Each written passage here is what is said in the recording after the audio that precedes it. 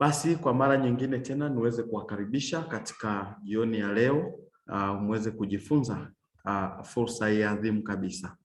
Na tunazungumzia biashara, na kwa kuwa tunazungumzia biashara, nitakwenda kushare na ninyi hiki kitu adhimu kabisa, kitu cha msingi, ili muweze kuelewa kwamba binadamu tumetokea wapi na kwa sasa tuko wapi, wakati dunia inaumbwa na mpaka binadamu alivyoanza kufahamu mambo ya biashara. Nitajitahidi kwenda kasi kidogo, ila katika hiyo kasi nitahakikisha wote mtakuwa mnanielewa.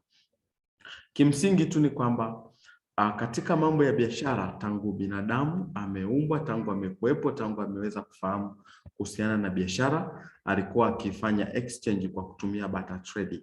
Barter trade kwa maana ya biashara ya kubadilishana vitu kwa vitu, kwa sababu hakukuwa na pesa hata kidogo. Na baada ya hapo binadamu aliadvance kutoka kwenye barter trade, ambapo kwenye hiyo barter trade walikuwa wanabadilishana labda mpunga na ng'ombe, au mbuzi na nguo na kadhalika, kutegemeana na mtu alikuwa na commodity ipi na anakuwa anahitaji commodity ipi. Baadaye binadamu akawa ameadvance, ameenda kwenye gold. Kwa gold ikawa ni measure of value, ndio ikawa kipimo cha thamani, kipimo kilichokuwa kinahifadhi thamani ya zile exchange zote. Na kwa sababu hiyo basi gold ilitumika, japokuwa ilikuwa ni adimu sana. Watu wengi hawakuweza kuipata, kwa wachache sana waliweza kunufaika nayo, kwa sababu nilikuwa ni kwamba gold inachimbwa mpaka leo inachimbwa. Na lenyewe pia imeleta shida, japo iliwezesha kumuvu kutoka hatua hiyo, na ndipo wakawa wameweza kuadvance katika hatua hii, wakawa wametengeneza kitu kilichoitwa metal coins. Hizi metal coins tunamaanisha ni sarafu mbalimbali, sarafu ambazo zilitumika, na ndani nyingine leo hii bado tunazo. Sarafu zilikuwa za gold, zilikuwa za silver ambayo ni madini ya fedha, kulikuwa na sarafu za shaba. Kwa kiasi kikubwa hizi zilirahisisha exchange systems. Badala ya kutegemea gold, basi wakawa wamehamia kwenye metal coins, na baadaye ndipo wakawa wamehamia kwenye paper money. Baada ya metal coins kuonekana kidogo imeleta shida, basi binadamu anafikiria kila kukicha, ndipo akawa amegundua tena pesa za makaratasi. Hizi tunaita ni fiat currencies. Fiat currencies tunamaanisha Tanzania shillings kwa mfano, Kenya shillings, Nigerian naira, kuna South African rand, kuna Nigeria hiyo, kuna Rapula na nyingine nyingi. Sasa baada ya hapo ni kwamba hizi fedha zikawa zimeingia kwenye system. Kwa badala ya mtu kuwa anatumia coin, basi ilimrahisishia ubebaji, akawa anaweza kubeba, akawa anabeba hizi paper money. Na katika kubeba paper money, basi ilirahisisha vitu vingi. Na kwenye pesa za makaratasi ni tofauti na coin. Coin ilikuwa gharama sana kuzitengeneza, mpaka ilihitaji joto kali na kadhaa. Kwa gharama ilikuwa ni kubwa kuliko paper money zilizokuwa zinahitaji mtambo tu hapo print. Huko nako tukawa tumehama tukaja kwenye plastic cards. Hapa tunaongelea debit na credit cards, ambazo mpaka leo hii tunazitumia kwenye ATM machines katika kutoa pesa ama kununua vitu kupitia credit card na nyingine nyingi.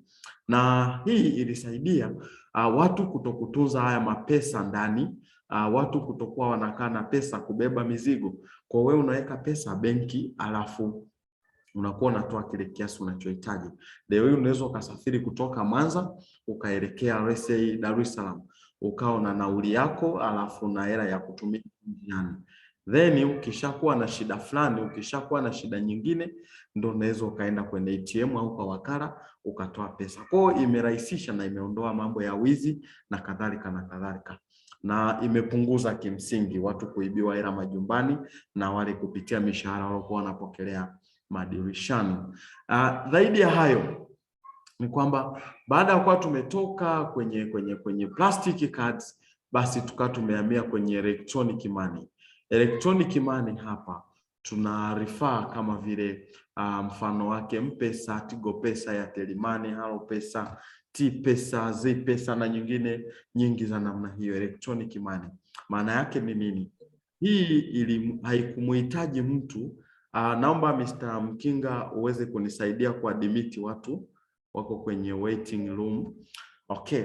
Kwa kwenye electronic money ni kwamba haikuhitaji mtu aende benki kupanga foleni, haikuhitaji mtu mpaka awe na kadi ya benki. No, mtu aliweza kufanya muamala akiwa popote alipokuwepo, ili mradi tu kuwe na mtandao wa kawaida. Sasa baada ya kugundua hiki kitu, benki nyingi zikawa zimepata shida sana, kwa sababu ziliamini kabisa kwamba wewe Madam Shayo ungeweza kwenda kuchukua mshahara wako wote benki ukaweka hata M-Pesa au Tigo Pesa, afu uko unafanya miamala ukiwa huko. Kwa wao wakawa wamekosa pesa za miamala au zile ada za miamala.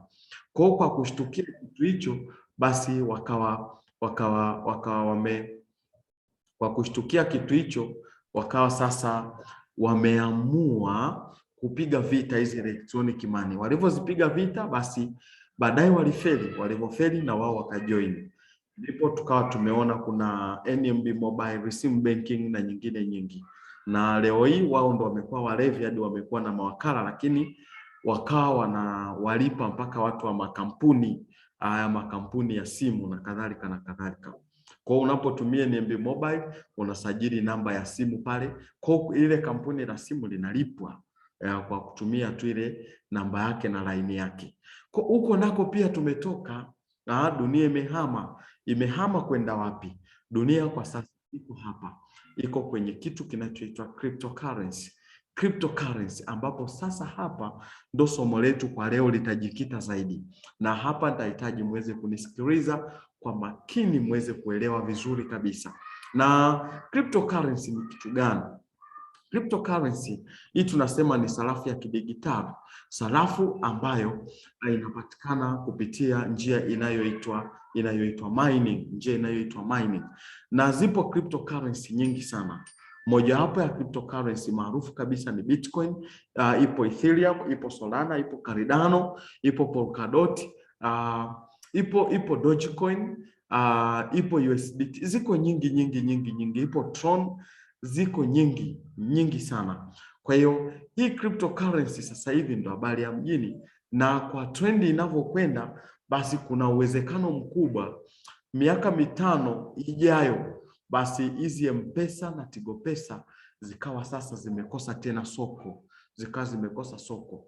Na ndio maana sasa hivi mabenki baada ya kugundua cryptocurrency zimekuja kwa kasi, basi na wao wameanzisha kitu kinachoitwa Central Bank Digital Currency, yani CBD. Unakuta pesa ya nchi husika, kwa mfano China, ile yuan yao wako wanaibadilisha kuwa digital, kwa sababu wanaamini watu sasa hivi hawachezi tena na mambo ya cash, wanacheza na hizi currency ambazo ni crypto. So tutakwenda kuangalia kwa kifupi hii cryptocurrency inapatikana wapi. Sasa ili tuweze kuelewa upatikanaji wa cryptocurrency, ni vizuri sasa tukaelewa kuhusiana na huo mfumo ambao unawezesha cryptocurrency kupatikana. Naomba sasa niweze nikawaoneshe huo mfumo cryptocurrency inapatikana wapi. Kwa hiyo utakwenda kushare na ninyi tena hapa screen moja ambayo ni very amazing, screen ambayo naamini wote mtakwenda kuielewa vizuri kabisa. Kwa hiyo hapa nitahitaji tuweze kwenda kwa umakini kabisa. Kwa hizi cryptocurrency kama nilivyowaambia ziko nyingi, na cryptocurrency ya kwanza kabisa kutengenezwa duniani inaitwa Bitcoin, ambayo ilitengenezwa na Satoshi Nakamoto. Satoshi Nakamoto, hiyo ni nickname ambayo mtengenezaji huyu aliamua kujipa, kwa sababu aliogopa kuweka identity yake wazi, kwa sababu aliamini kabisa kwamba anaharibu biashara za watu za mabenki. Kwa sasa katika kuogopa hilo, akawa ameficha identity yake, kwa sababu mabenki yaliharibiwa biashara, kama ambavyo M-Pesa zilikuja kudisturb biashara za mabenki. Kwa hiyo akawa ameficha identity yake. Leo hii imekuwa ni maarufu sana. Okay. Sasa kimsingi tu ni kwamba hapa tutakwenda kuangalia kitu kinachoitwa blockchain. Tutakwenda kuangalia kitu kinachoitwa blockchain. Blockchain ni nini? Blockchain, huu ndio mfumo ambamo hizi cryptocurrencies zinapatikana. Nielezee tu kwa kifupi. Blockchain hii tunasema kwamba ni mfumo ambao unawezesha kuhifadhi au kurekodi taarifa katika namna ambayo hakuna mtu mwingine yeyote anaweza kuingilia taarifa hiyo. Yaani hii kwa kifupi tunasema ni mapinduzi ya 4 ya viwanda ama ni internet version 2, kwa sababu blockchain yenyewe inapofanya kazi, moja ya sifa yake ni immutable, kwa maana kwamba huwezi kubadilisha kitu chochote. Kama umeupload kitu kimakosa, basi itakulazimu ukiweke upya, ila sio kuedit kile ulichoweka. Utaweka upya katika usahihi ambao wewe unaohitaji.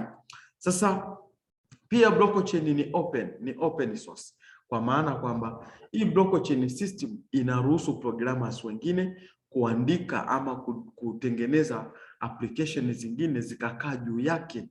Na kwa hiyo basi ndo maana hiyo blockchain ndani yake zimetengenezwa cryptocurrency. Lakini pia hiyo hapa blockchain kwa lugha nyingine tena ni kwamba hii inafanya kazi katika ambao ni distributed ledger system. Distributed ledger system kwa maana kwamba inaruhusu okay, na ngoja ni mute kwanza, kuna mtu hapa kidogo anatupigia kelele. Okay. Kwa inaruhusu pale mnapokuwa mmefanya miamala, kila mmoja ndani ya hiyo network husika basi ataweza kupata miamala yote. Kwa hiyo kuna uwazi. Kwa kama Dani yuko kwenye hiyo network, akawepo Antonetta Shayo, akawepo Restuta, basi Dani akimtumia Antonetta Shayo pesa, basi Antonetta Shayo atapata ile kopi ya muamala. Lakini Antonetta Shayo akimtumia Restuta, basi Dani ataweza kuona muamala ambao umeenda kwa Restuta, na Restuta ataweza kuona muamala umetoka kwa Shayo, lakini pia umetoka kwa Dani. Kwa unaona chain, kuna uwazi. Kwa hakuna mtu mwingine yeyote anayeweza kutempa na huu mfumo. Ni mfumo ambao ni very technical. Ni mfumo ambao hakuna mtu mwingine yeyote anaweza kuingilia. So hapa nilihitaji tu kutoa breakdown ya blockchain technology. Sasa katika blockchain technology tutakwenda kutazama vitu mbalimbali. Tutatazama upande wa cryptocurrency na tutaweza kutazama blockchain kwa jinsi gani inaweza kutumika katika upande wa teknolojia. Labda nikizungumzia katika upande huu wa teknolojia hapa hivi.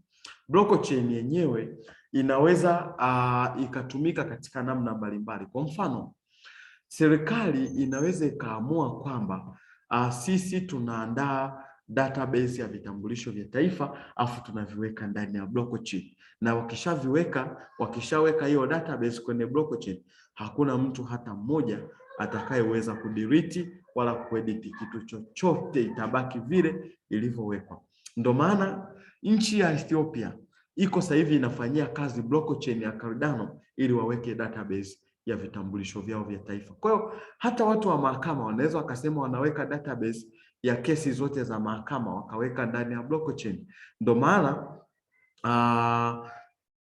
sasa hivi nchi Tanzania wako kwenye discussion kwa jinsi gani wanaweza wakatumia mfumo wa bima katika system ya blockchain. Kwa tunakoelekea ni kwamba mambo yanabadilika, kwa sisi tu ndo tunakuwa hatujabadilika.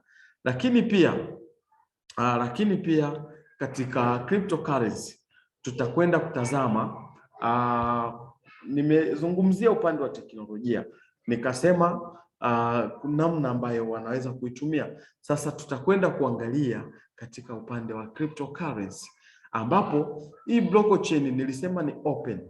Kwa ndani yake inaweza zikawekwa hizo program kama vitambulisho vya taifa, watu wa mahakamani, sijui wizara ya kilimo, watu wa bima, lakini pia ndani yake ndiko zimetengenezwa au ndiko zinakopatikana hizi cryptocurrency. Kwa cryptocurrency ziko ndani ya blockchain system, na tutakwenda kuiangalia cryptocurrency ni kwa jinsi gani hii cryptocurrency inaweza kuwa ni digital currency. Kwa jinsi gani inaweza kuwa ni digital currency, lakini pia tutakwenda kuiangalia cryptocurrency ni kwa jinsi gani inaweza kuwa kama asset, kama ambavyo tunaona huko nje watu wanaweka asset, na ni kwa jinsi gani cryptocurrency itaweza kutumika kama token. Tunaposema token tunamaanisha ni kwa jinsi gani inaweza ikatumika katika kununua ama kuuza bidhaa na huduma mbalimbali, So naomba hapa sasa muweze kunisikiliza vizuri kabisa. Ni kwamba tutakwenda kuiangalia cryptocurrency kama digital currency, na hapa ili tuiangalie kama digital currency tutahitaji kuitofautisha cryptocurrency na pesa nyingine ambazo tunazifahamu. Upande wa cryptocurrency tutatumia Bitcoin ambayo itakuwa inawakilisha crypto zingine. Niliwaambia zipo nyingi sana na nikawatajia, mojawapo ni Bitcoin, alafu ipo Ethereum, Cardano, Polkadot, iko Solana, iko USDT, iko Dogecoin, iko Tron, ziko nyingi. Kwa tutachagua tu moja kuwakilisha cryptocurrency zingine. Lakini huku kwenye fiat currency ziko nyingi za nchi tofauti tofauti. Tunayo fiat currency ya Tanzania, tunayo fiat currency ya Marekani ambayo ni US dollar, tunayo ya Zambia ambayo ni Zambian kwacha, lakini tunayo ya South Africa ambayo ni randi, lakini tunayo ya Nigeria na naira, ziko nyingi. Kwa sisi tutatumia US dollar kuwakilisha cryptocurrency na kuwakilisha fiat currency zingine. Kwa tutakwenda kuitofautisha hiyo cryptocurrency pamoja na hizi nyingine. Tofauti ya kwanza kabisa ni kwamba cryptocurrency has no geographical location. Kwa maana ipi? Cryptocurrency haina ukomo au mipaka ya kijiografia. This is the world money, ni kwamba inaweza kutumika mahali popote duniani, ili mradi tuwe na wallet yako na utaingia nchi yoyote utaweza kutumia cryptocurrency. Sio kama hii fiat currency. Fiat currency yenyewe ina mipaka ya kijiografia, ndio maana Tanzania shillings haitumiki Kenya. Ukitaka kutumia pesa ya Tanzania Kenya, basi itakulazimu uingie kubadili, au kijijini kwenu basi mnatumia dola, au unaweza kwenda dukani hapo kijijini kwenu ukamwambia mtu naomba maji ya Jambo labda au maji ya Kilimanjaro, alafu ukalipa dola. Hapo hakuna biashara. Kwa hiyo inatakiwa iwe katika pesa ya Kitanzania. Lakini katika cryptocurrency maana yake ni kwamba ukienda Zambia, mtolea mfano Zimbabwe wanazo ATM za hizi Bitcoins. Kwa hiyo unaweza ukaenda kwenye ATM ya Bitcoin pale Zimbabwe, au Kenya kwenyewe tu zipo, ukaingia pale ukawithdraw pesa yako kupitia wallet ambayo umeinstall kwenye simu yako kutoka Google Play Store au App Store, na ukaweza kutoa pesa katika nchi yoyote. Kwa ukiwa Kenya itakutolea pesa Kenya, ukiwa South Africa itakutolea pesa South Africa. Kwa haina limitation. Lakini pia hii cryptocurrency tunasema comes into existence through mining. Yenyewe inapatikana kupitia process inayoitwa mining. Mining ni nini? Mining ni kitendo cha kompyuta. Kwanza kabla ya yote, hii cryptocurrency, hii concept ya mining wamechukua concept ambayo inatumika migodini kuchimba madini, kwa wakaileta huku kwenye cryptocurrency. Kwa mining ni kitendo ambacho kinafanywa na kompyuta, na ni pale ambapo kompyuta zinakuwa assigned, zinapewa milinganyo migumu ya kimahesabu, na inapoitatua zinazalisha serial number. Sasa zero serial number ndio currency yenyewe. Kama ambavyo utanunua umeme kwa njia ya ruku, kuna kompyuta zinapiga kazi afu unaletewa serial number ile ya ruku. Sasa ile serial number inakuwa katika thamani ya pesa ambayo wewe umecommand ili iweze kununua umeme. lakini ukiweka umeme unawaka. Hivyo hivyo hata vocha nazo zinapopatikana, maana kuna kompyuta zinafanya computations, zinafanya mahesabu, zinapiga hesabu ngumu sana. Kwa zinapopiga mahesabu, basi zinawezesha upatikanaji wa hizo vocha ambazo tunaziingiza kwenye simu. Labda tu kabla sijaenda mbali, nikimalizia hapa kwamba hii fiat currency yenyewe inaprintiwa na serikali ama central bank. Labda kabla sijafika mbali, ningependa niweze kuwaonesha mitambo inayotumika katika mining. Hii ndio mifano ya computer systems ambazo zinatumika katika mining. Kwa hapo unaona kuna watu au hapa ambao wanahusika katika services za hizi kompyuta, na zenyewe ni kwamba kazi yake ni kutatua milinganyo ya kimahesabu. Kwa kompyuta itakayokuwa ya kwanza kuweza kutatua, ni kama ambavyo mwalimu atatoa hisabati pale ubaoni watu au kwenye madaftari watu mtatue mle darasani, mtu wa kwanza kutatua atapongezwa. Kwa hata kompyuta ziko hivyo, mtu wa kwanza kupongezwa kutatua, au kompyuta ya kwanza kutatua itapongezwa. Itapongezwaje? Itapongezwa kwa kupewa gas fee. Hilo ni somo jingine la siku jingine tena. Sasa hii ni miongoni mwa mitambo hii, tunasema ni crypto mining farm. Ni mashamba au ni site zinazohusika katika kuchimba hiyo cryptocurrency. Hayo ni mashamba yanayohusika au ni site zinazohusika katika kuchimba cryptocurrency. Lakini pia ni mingi sana na ziko cryptocurrency nyingi. Nafikiri mmeweza kuona, nilihitaji tu niwaoneshe at least muweze kuona ni kwa jinsi gani cryptocurrency inavyoweza kuwa mined. Kwa hapo nafikiri mmeweza kutofautisha tofauti iliyopo kati ya cryptocurrency na fiat currency, na kwa jinsi ambavyo fiat currency inapatikana na cryptocurrency inapatikana. So hii cryptocurrency yenyewe ina limited supply. Kwa mfano katika Bitcoin ni kwamba Bitcoins zitakazochimbwa ni Bitcoins milioni 21 pekee, ni Bitcoins milioni 21 pekee. Kwa maana ipi? Huyu aliyetengeneza hii system, lengo lake ilikuwa ni kwamba anataka kupambana na mambo ya inflation.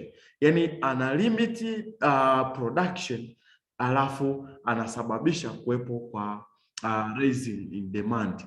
Kwa demand ina raise, kwa ana limit production, afu demand inaongezeka. Sorry, nahitaji kuadmit watu ambao wako kwenye waiting room. Naomba niweze kuadmit. Okay, kuna watu walikuwa waiting room. Hiyo sasa kwa hiyo sasa unakuta kwamba hizi Bitcoins zitazalishwa milioni 21 tu duniani, na mpaka sasa zimezalishwa takriban Bitcoins milioni 18. Maana yake ni nini? Bitcoin moja inagawanyika mara milioni 21, mara milioni 100. Kwa Bitcoin moja inaweza kutumiwa na watu milioni 100. Sasa angalia, ziko milioni 21 na inagawanyika katika bits 8, yani 0.0000001. Hizo ni bits 8. Kwa ni vile ambavyo utasema hivi, katika shilingi moja, yani Bitcoin moja au shilingi moja, kuna senti ngapi ambazo zinaweza zikatumika, au 1000 kuna shilingi moja au shilingi 100 ngapi? Umeona? Sasa hiyo shilingi 100 inaweza ikatumika katika transactions. Ndivyo ilivyo na Bitcoin pia. So tuweze kuangalia, lakini hizi fiat currency zenyewe hazina limited supply, yanaprintiwa tu kadri wanavyojisikia. Lakini hizi Bitcoins zenyewe zinaongezeka thamani, cryptocurrency zenyewe zinaongezeka thamani kila kukicha. Mwaka 2010 Bitcoin moja ilikuwa inauzwa 0.01 dola ya Kimarekani. Leo hii Bitcoin moja, nimetazama soko la leo, ilikuwa inauzwa soko la leo mida ya saa 5, inawezekana imesha change, ilikuwa inauzwa dola 58 milioni 133 ya Kitanzania. kwa zinapanda thamani. Right, kama ingetokea mwaka fulani ule 2010 mtu akanunua hata Bitcoin, leo hii angekuwa ni milionea. Hiyo elimu hatakuwa nayo. Lakini hizi fiat currency zenyewe zina decrease in value kila wakati, thamani yake hushuka. Ndio maana shilingi 200 ya mwaka 70 ambayo mtu alikuwa ananunua hadi kitanda anachonga, sio 200 ya leo ambayo utaishia kununua Big G ama kiberiti. Lakini hizi cryptocurrency zenyewe ni peer to peer transfer. Peer to peer tunamaanisha ni kati ya mtu na mtu, hazihitaji third transfer, hazihitaji third party.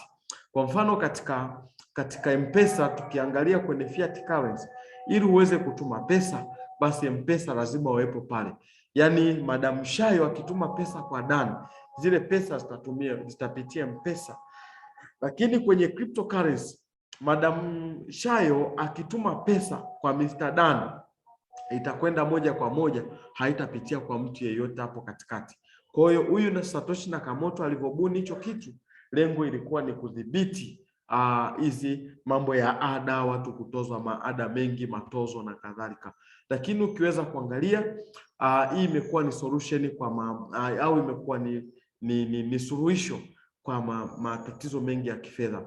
Ukienda Jumapili benki huwezi kupata huduma, ukienda muda umeisha, ukienda saa 2 usiku hakuna huduma. Lakini pia kwenye cryptocurrency hayo mambo hayapo, ni muda wote wallet yako na kuwa nayo mwenyewe.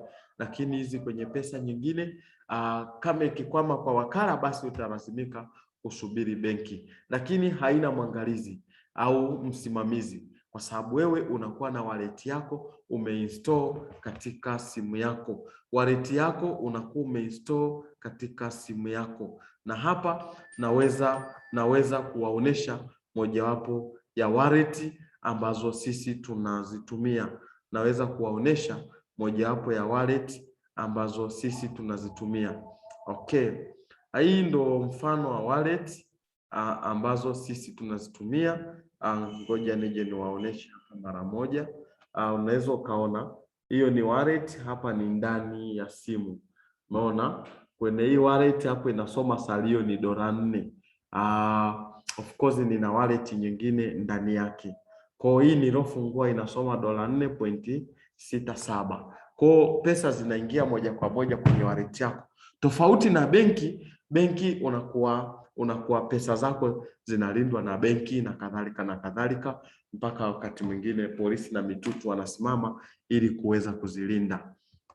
Nafikiri hapo mmeweza kuona tofauti iliyopo kati ya cryptocurrency na fiat currency. Twende tukaione ni kwa jinsi gani cryptocurrency inaweza kuwa digital asset. Na tunaposema digital asset au tunapoangolea neno asset tunamaanisha ni kitu ambacho kitakuwa kinakuingizia pesa au utakinunua kikiwa kimetunza thamani kwa ajili ya lengo la kukuingizia pesa hapo baadaye, kwa ajili ya kukuingizia pesa wewe hapo baadaye. Okay. Na twende tukaangalie, na ili tuweze kuiona kwamba ni digital asset tunahitaji kuilinganisha na uwekezaji wa aina mbili. Uwekezaji wa kwanza ambao tutaulinganisha nao, tutatumia real estate kuwakilisha uwekezaji mwingine. Real estate tunamaanisha au inawakilisha majumba, ama mtu mwingine anaweza kama ameamua kujenga apartment zake. Lakini pia tutailinganisha na cryptocurrency, tutaitofautisha na cryptocurrency ambayo itakuwa inawakilishwa na Bitcoin. Na katika kuilinganisha tutatumia hivyo vitu viwili, na tutatazama katika usalama kwamba ni ipi iko salama. Katika real estate, mfano majumba, usalama wake ukoje, ama uwekezaji wake ukoje katika hali ya usalama. Tuangalie pale Kariakoo, ni kitu gani kiliweza kutokea Kariakoo. Moto ulivyolipuka pale, watu walikufa kwa sababu walikuwa wamewekeza pale na mwingine hakuwa na uwekezaji mwingine nje ya pale. Kwa uwekezaji katika real estate ni riski sana. Lakini pia katika hii cryptocurrency usalama uko hali ya juu. Ukiangalia mimi wallet yangu ninayo hapa, labda itakuwa sio salama kama nitaamua kumpa mtu mwingine zile mnemonic phrase au maneno yangu yale 12 zile password kwao nikaiexpose kwenye physical harm. Lakini pia katika liquidity, ipi inaweza kukusaidia mapema yenye ukwasi wa kutosha. Leo ukiwa na nyumba yako kwenye real estate huko, ukiwa na nyumba yako una shida ya haraka, mama anauma au kuna kesi unataka kuisolve, je, utaweza kuiuza ndani ya siku 2? Labda uiuze bei ambayo utasema potelea pote, useme bana nyumba yangu nauza tu 500,000. Hata watu labda ndo wanaweza wakanunua, japo itategemea pia na aina ya nyumba, itategemeana pia na aina ya nyumba. Kwa hiyo unakuta kwamba kimsingi katika hali ya liquidity nyumba ni ngumu sana kuuzika, lakini kwenye cryptocurrency ni rahisi sana kuuza cryptocurrency kwa mtu yeyote, uweze kupata ile cash ambayo unakuwa unahitaji. Ukiingia Google, andika neno andika hili neno andika local bitcoin, andika neno local bitcoin pale Google, utaletewa wanunuzi wa cryptocurrency ni wengi sana. Lakini sisi ndani ya timu yetu hapo watu ambao wanazinunua kila siku, wapo kina Mr. George, wanazihitaji, ukiwa nazo tu wananunua, pia wanauza. Kwao ni rahisi sana. Lakini tunahitaji kuangalia kwenye faida. Ipi inayo high return? Ipi inayo high return kuliko nyingine au kuliko yake? Okay. Tuangalie. Tutaangalia kwenye real estate. Tuchukulie mwaka 2010. Mwaka 2010 hapa, kama unavyoweza kuona. Wewe ulisema mimi nahitaji kuwekeza kwenye manyumba yangu hapa, nijenge nyumba niwekeze huko, au niujenge apartments huko. Tunasetia kuanzia mwaka 2010 tuje tuweke comparison mpaka mwaka huu 2021. Kwa mwaka 2010 wakasema anawekeza kwenye real estate, na hiyo real estate ambayo uliamua kuwekeza wewe ukasema unawekeza dola milioni 1, takriban bilioni 2 pesa ya Tanzania. Wapi uliamua kuweka? Ukasema mimi nawekeza nchini Dubai. Kwa nini tumechagua Dubai? Kwa sababu Dubai ndio nchi inayotoa annual rate kubwa kuliko nchi nyingine yoyote, na inatoa annual rate ya 7%. Kwa annual rate ya 7% ya milioni 1 dola za Kimarekani, maana yake ni kwamba kwa mwaka utakuwa unatengeneza dola 70,000. Kwa dola 70,000 utakapokuwa umezitengeneza, tunahitaji kuzichukua hizo dola 70,000 uzidishe kwa miaka 11, yani kuanzia mwaka 2010 mpaka leo utakuwa umetengeneza pesa kiasi gani? Kwa dola 70,000 ukizidisha mpaka leo kwa miaka 11, utakuwa umetengeneza dola 770,000, takriban bilioni 1.9 pesa ya Kitanzania. Sio kwamba ni hela ndogo, ni hela nyingi sana, na wala tuidharau, hapana. Lengo letu tunahitaji kulinganisha. Lakini mwaka huo ukasema bana, akatokea mtu mwingine akatokea mtu mwingine mwaka huo akasema mimi nawekeza kwenye Bitcoin, na kwenye hii Bitcoin yeye akasema mimi nawekeza dola 100 tu. Dola 100 ni takriban 2.5 pesa ya Kitanzania. So mwaka 2010 price au bei ya hii Bitcoin ilikuwa inauzwa dola 0.01 pesa ya Kimarekani au dola ya Kimarekani. Sasa kwa hii dola 100 kwa mwaka huo ungeweza kupata Bitcoins 10,000. Sasa chukua hizi Bitcoins 10,000 ambazo hapa kwenye location ni kwamba yenyewe ni nchi yoyote, kwa sababu hii haina limitation geographically. Chukua hizo Bitcoins 10,000 alafu zizidishe kwa bei ya sasa. Bei ya sasa ni dola 58. Sasa hatutaki kwenda kote huko. Tuchukue kwamba uzidishe kwa dola 40,000 tu, 40,000. Kwa ukichukua hii dola Bitcoins 10,000 ukazidisha kwa dola 40,000 unapata dola milioni 400 za Kimarekani. Hizi ni pesa nyingi sana. Dola milioni 400. Dola milioni 400 inakaribiana na bilioni 900 pesa Tanzania. Kwa sasa mwaka 2010 kama kuna mtu aliweza kupata hii elimu akachukua hizi bitcoins akaweka kama asset, basi leo hii huyo mtu ni bilionea, na yawezekana hata Mohamed Dewji asingeweza kumfikia. Kwa iko hivyo, hapo ndo tunaweza kuona ni kwa jinsi gani hii inaweza kuwa digital asset. Na sasa tukaangalie, wewe mwenyewe hapo jiulize, ipi ni the best asset? Ipi ni best asset? Jibu unalo mwenyewe. Na sasa tukaangalie ni kwa jinsi gani inaweza kutumika kama token. Hapa kwenye kutumika kama token ni kwamba tunaangalia ni kwa jinsi gani unaweza kuitumia katika kununua bidhaa mbalimbali.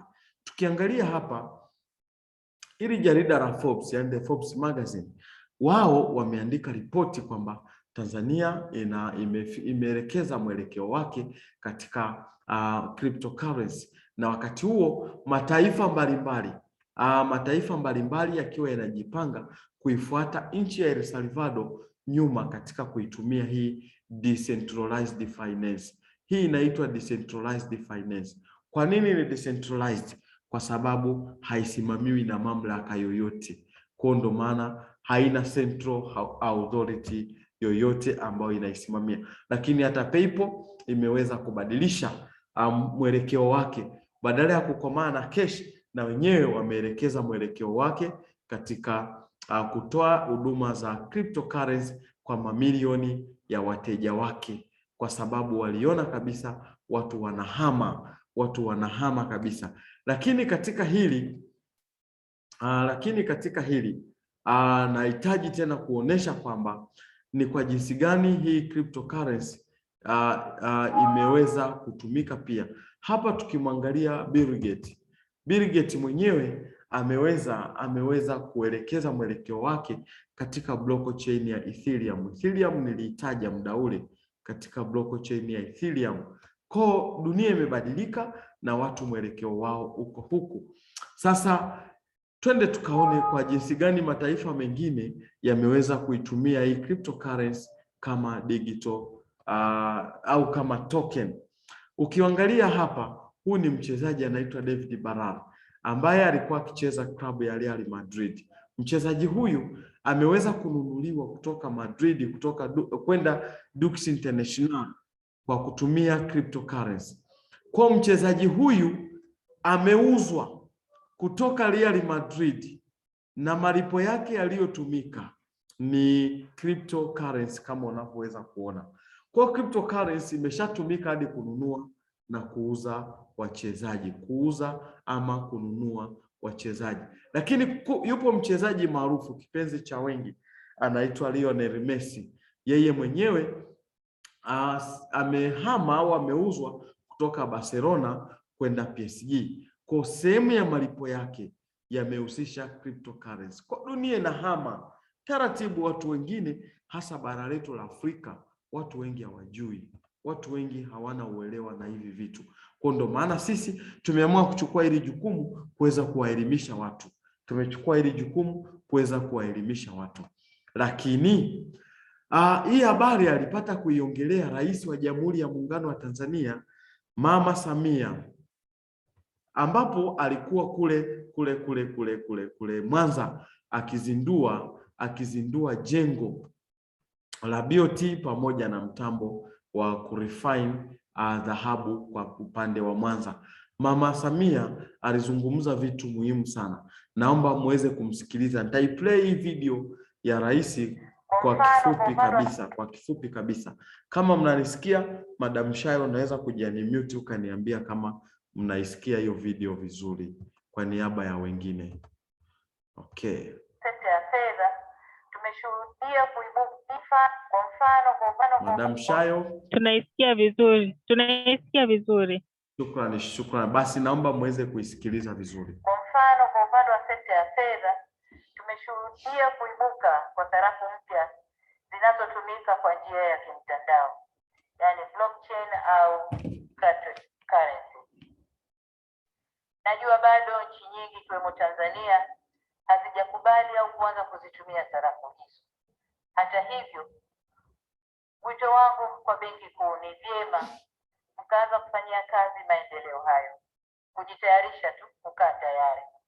Yakija yakitukamata, yasitukamate hatuko tayari, kwa sababu tunaweza sisi tukaona bado hatuko tayari, wananchi wetu wakatutangulia katika hizo system, wakaanza kuingia huko nchi za nje, na wakiingia huko bila shaka yatakuja huko kwetu.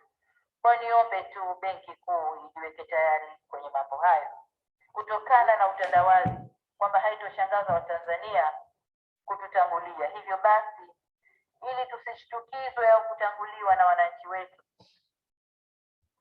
ni vyema tukaanza kujiandaa mapema. Nafikiri mmesikia wenyewe. Kwa hiyo baada ya kuwa wamezungumza hicho kitu, of course vyombo vingi vya habari sana viliweza kuripoti, viliweza kuandika vingi sana. Nafikiri mmeweza kuona hata The Forbes magazine na wenyewe wameweza kuandika. Hii ni channel ya CGTN, Chinese Global Network Television, waliweza kuzungumzia hiki kitu. History play yote kwa ajili ya muda nitaikata tu, ila nahitaji kuwaonesha kwamba sasa hivi Tanzania na wenyewe wameamua. Now, Tanzania says it is forming a national blockchain and cryptocurrency task force that will advise the government on the use of the technology. The East African Nations ICT Commission has been given about 14 days to set up a team that will fast-track the process. And as CGTN's Daniel Kijo now reports, the move comes after Tanzania's president signaled an interest in the adoption of cryptocurrency. Tanzania wants to join the blockchain and cryptocurrency revolution. The Information and Technology Minister, Dr. Ndugulile, is forming a task force to research the issue and present its findings to the government.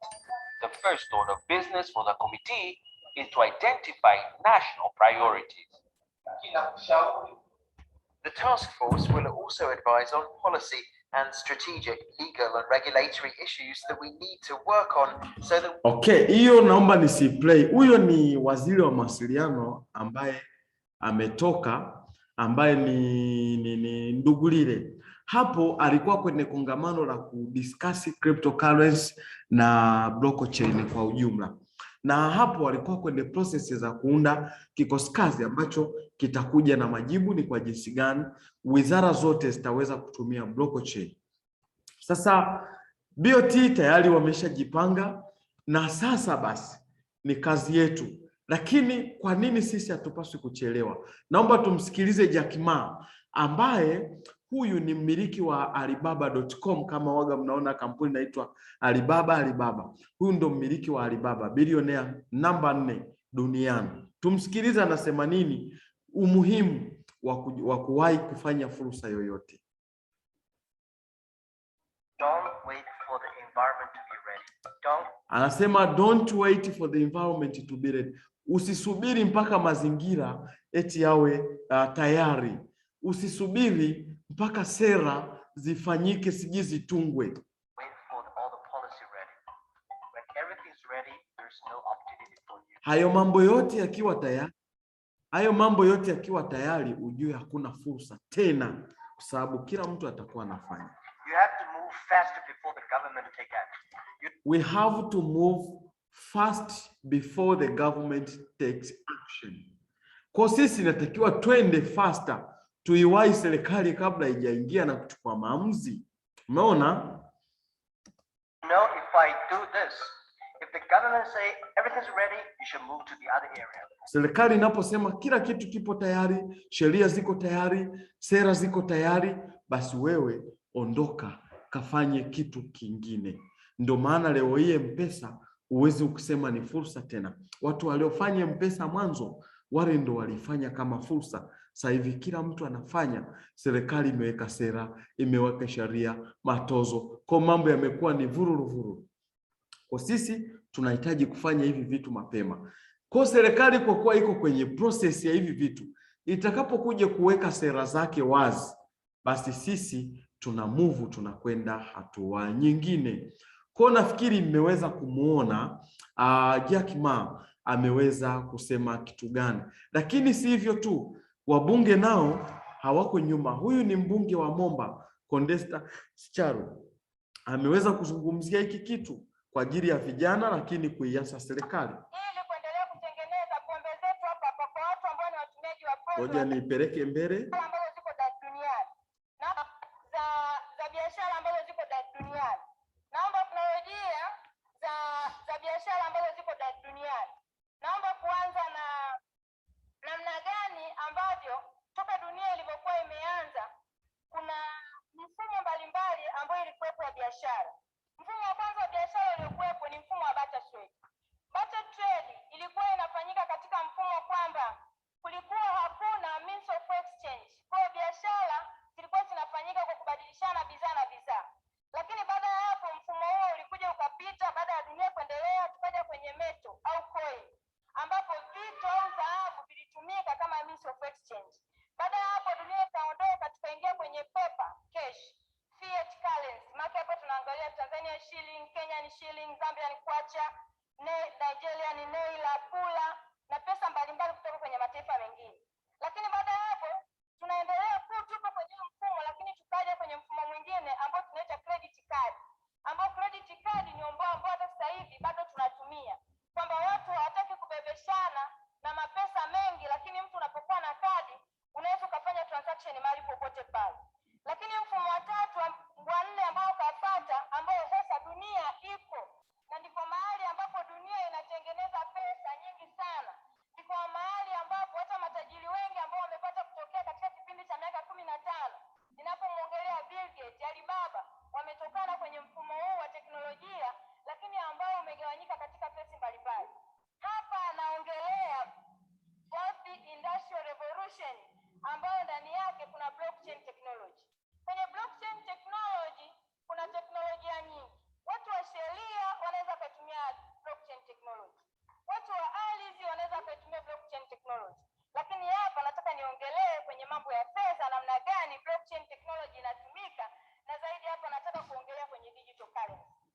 Hapo kwenye digital currency, hii ni teknolojia ambayo ni teknolojia kubwa sana. Lakini kwa bahati mbaya tafsiri ambayo tunazipata sana sana kwenye nchi kama Tanzania na nchi zingine za Afrika, tunashindwa kuitafsiri vizuri teknolojia hii. Na hakuna namna tunaweza kuitumia teknolojia hii isije kufanya kazi. Na tayari huko duniani kuna watu ambao wametokea matajiri wengi sana kupitia blockchain technology ambao ndani kuna digital currency. Hapa kwenye digital currency nataka kuziongelea baadhi ya currency mbalimbali. Mfano, naiongelea Bitcoin, hapa naiongelea Ethereum, naiongelea Tether, naiongelea Bitcoin Cash, naiongelea Litecoin pamoja na Ripple. Okay, naomba niweze kuikata, lakini nadhani kuna concept ambayo mmeipata vizuri kabisa. Kwa hiyo huyo ni mbunge Condesta Scharwe ambaye ameweza kuzungumzia hiki kitu ambacho mimi na present leo. Sasa basi ni sisi wenyewe kukifanyia kazi, na baada ya serikali kugundua kwamba haina wataalamu, basi chuo kikuu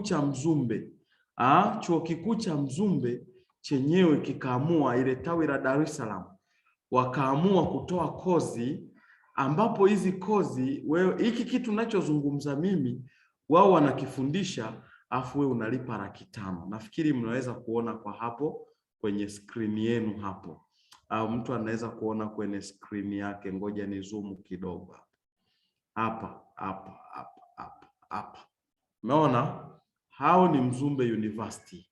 Kwa wao hizi kozi unaona hapa wanazungumzia, au kozi ambazo wameziandaa wao ni hizi hapa, zimeorozeshwa hapa chini. Kuna introduction to blockchain technology, smart contracts, decentralized finance na nyingine nyingi, ambapo hizi unasoma siku 1-2 unalipa 500, hilo unapewa maji ya kunywa na nini na kila kitu. So baadaye wanakupa cheti, ile certificate of participation, utajua mwenyewe utapambanaje. So sisi tunafundishana on how we can make money, kwa jinsi gani tunaweza kutengeneza pesa, lakini tunafundishana bure kabisa.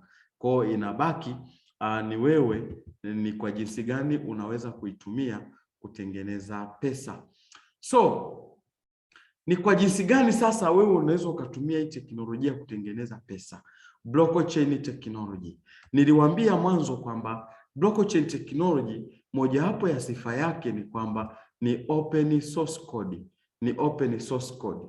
Kwa kama ni open source code, maana yake inaruhusu kama ni open source code inaruhusu programmers wengine kuweza kutengeneza application na wakaziweka juu yake.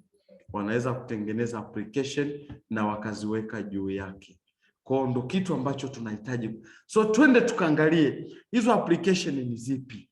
Tutakwenda kujifunza kitu kingine tena cha maana sana. Kwenye zile kozi za Mzumbe kuna introduction to blockchain. Kwa mimi hapa nilikuwa natoa tu introduction japo kwa ufupi. Tutakwenda kutazama na nimewaelezea kuhusiana na decentralized finance, nikazitaja Ethereum, Bitcoin na nyingine ambao kwenye kozi ile pia zipo. Nitakwenda kuzungumzia kitu kinachoitwa smart contract ambazo pia kwenye ile kozi pia zipo. So nitakwenda kushare na ninyi hii screen. Kwa kuna wataalamu ambao wamekuja wakadesign smart contract wakaziweka kwenye blockchain, ambapo hizi smart contract ndizo zinazotuwezesha sisi kutengeneza pesa. Ndizo zinazotuwezesha sisi kutengeneza pesa. Kwa nitaomba muweze kunisikiliza vizuri kwenye upande wa smart contract. Kwa kupitia hii smart contract, kwa nini zinaitwa smart? Ni kwa sababu zinaweza kujiendesha zenyewe. Zinaitwa smart kwa sababu zinaweza kujiendesha zenyewe. Hazihitaji mamlaka ya kati. Kwa hiyo ndo maana mabenki walivyoona hivyo na wao wakaamua kuanzisha kitu kinachoitwa CBDs, Central Bank Digital Currencies, ambapo Chinese yuan inabadilishwa kuwa digital. Kwa sasa kitu tunachokwenda kujifunza kinaitwa Fosaji. Tutajifunza kuhusu smart contract ya Fosaji ambayo inapatikana ndani ya Binance Smart Chain.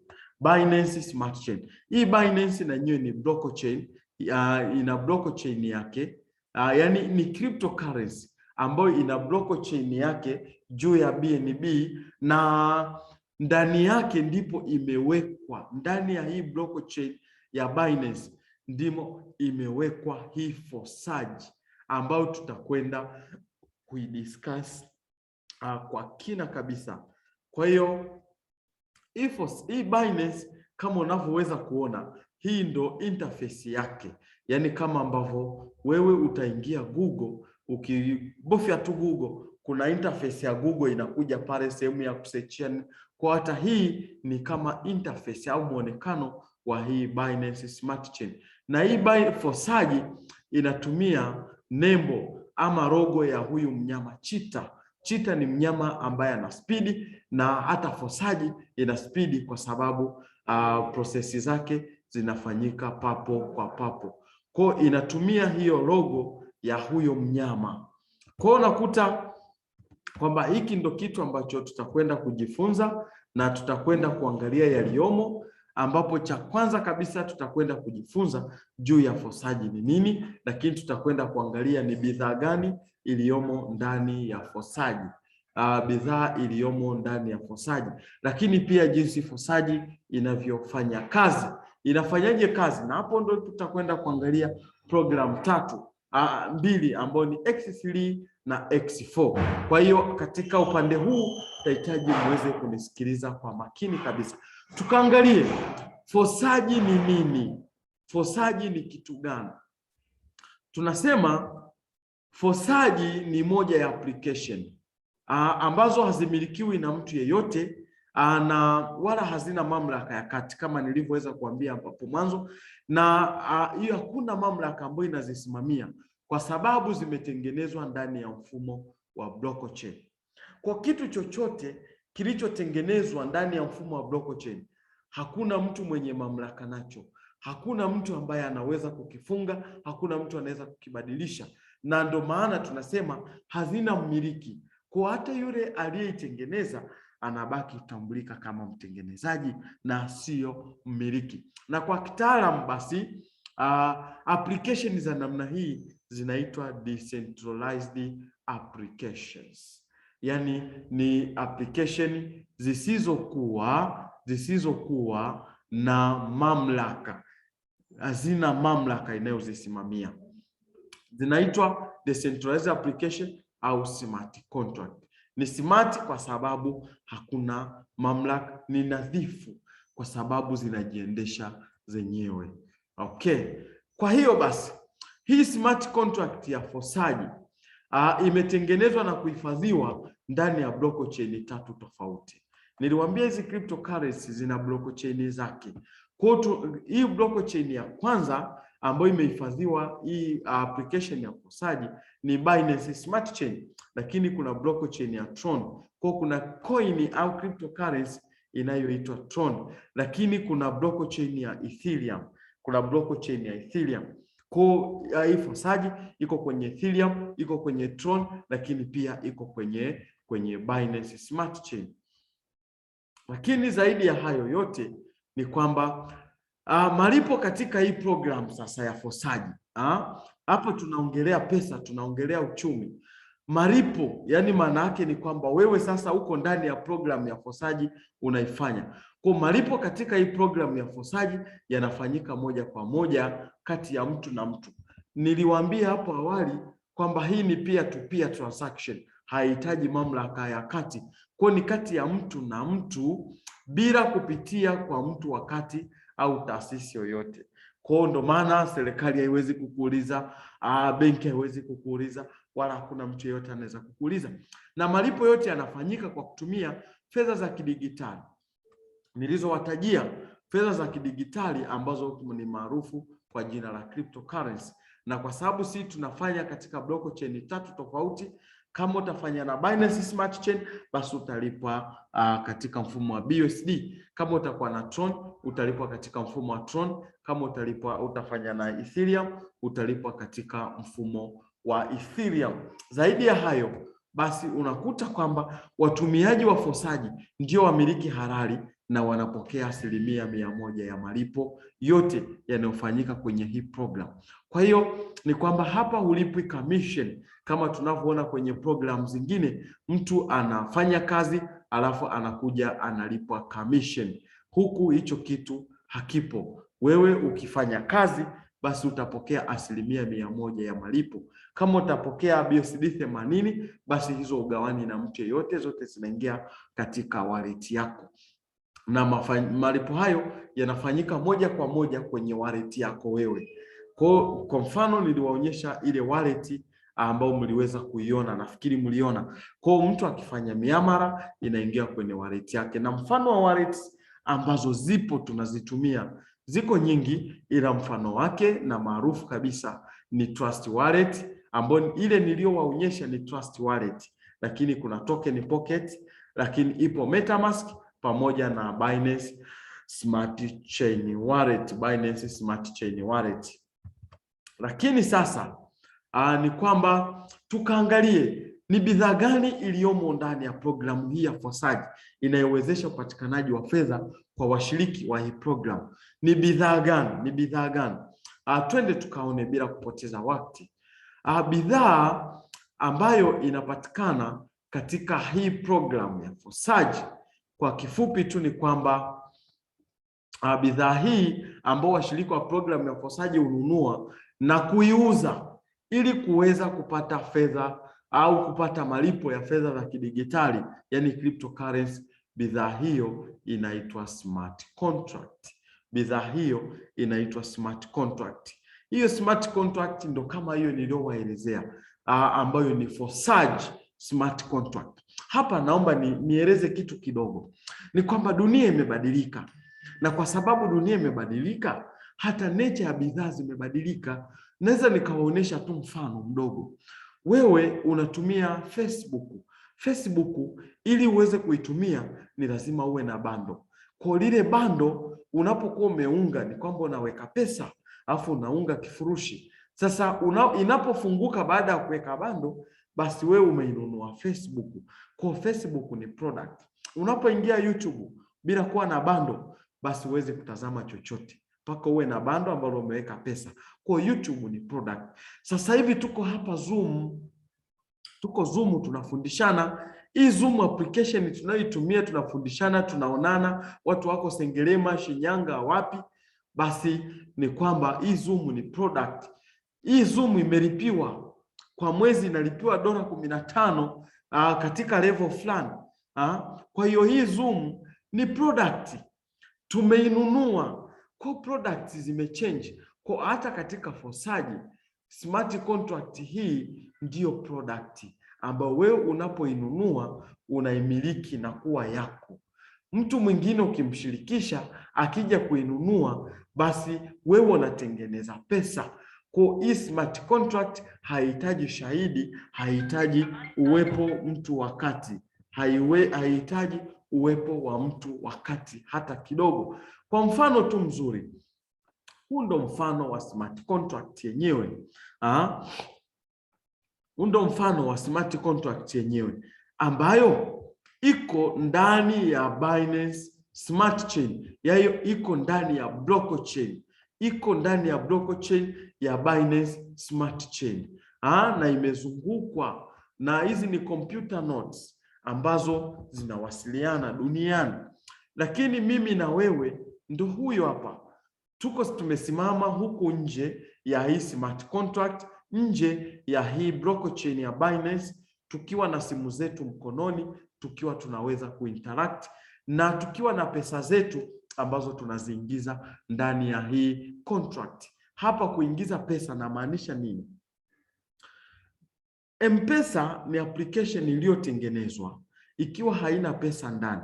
Kwa sisi tunapokwenda kwa wakala, niwekee 10,000, niwekee 100,000, sisi ndo tunaongeza thamani ya M-Pesa na ndo tunafanya pesa inazunguka ndani ya M-Pesa.